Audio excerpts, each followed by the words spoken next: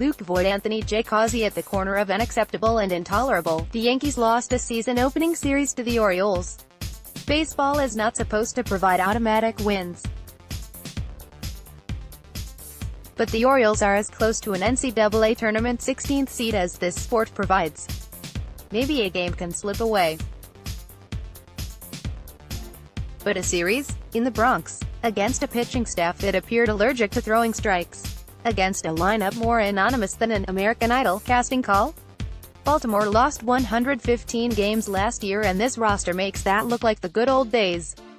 The Yankees lost 2 of 3 more than the Orioles won, wasting the weekend in a wave of atrocious situational hitting after a spring training replete with pledges to amend all-or-nothing ways. This moment of perspective is brought to you by the long season. The 1998 Yankees opened 0-3 and made history. The 2018 Yankees lethargically began 9-9 and won 100 times. This first weekend was not kind to any all-superpower.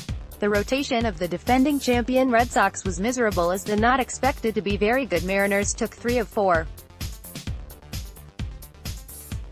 The Astros dropped 3 of 4 to the Rays, who used these initial games to suggest they will be a run prevention force again and thus, a threat to the Red Sox and Yankees.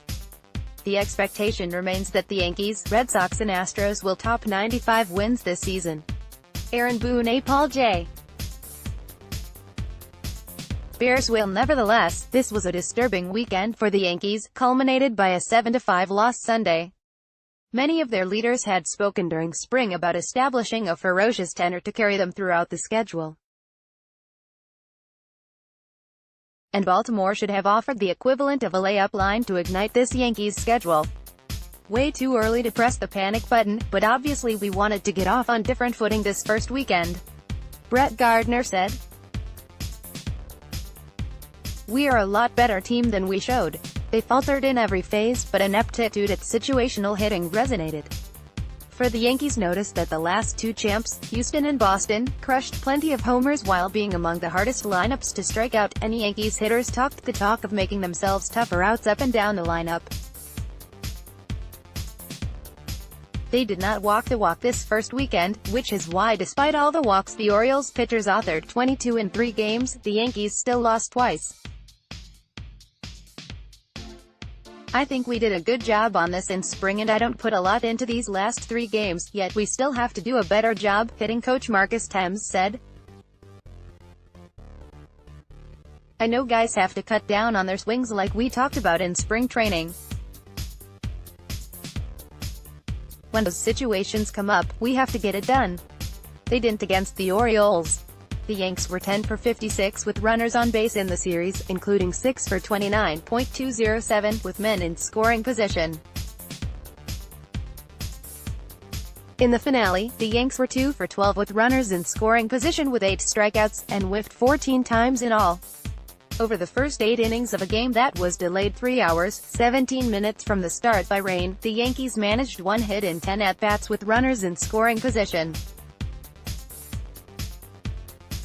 Aaron Judge singled in 2 runs in the 4th. But with the tying and go-ahead runs on base, Giancarlo Stanton followed by striking out on 3 pitches.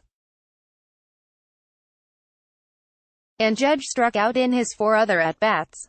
Gary Sanchez hit a solo homer, but was still the worst player in the game, striking out 3 times and committing a throwing error that led to a run for the 2nd straight game. With all the talk that the Yankees should have gone after Bryce Harper and Manny Machado, I wonder if not trading for JT Realmuto, because they continued to believe so much in Sanchez despite a down 2018, will prove more problematic. The Yankees did sign DJ LeMahieu in hopes he would help with peskier at-bats, and on Sunday he drew a 10-pitch walk, an 8-pitch walk, darted an opposite field single to right, was hit by a pitch and darted another single to right in the 9th to draw the Yankees within 7-5. He batted 9th. Perhaps he should flip-flop with current leadoff hitter Gardner.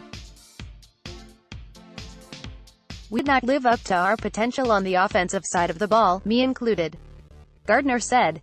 "I hit at the top of the lineup. It is my job to set the tone and get on base, and I haven't done a good job of that these first few games. Troy Tulowitzki, hitting for Gardner, struck out with the tying runs on to finish the game. But whoever was hitting first or last should not have mattered in a series with this talent disparity. The Yankees were given a season-opening layup line and missed an opportunity to set that ferocious tenor.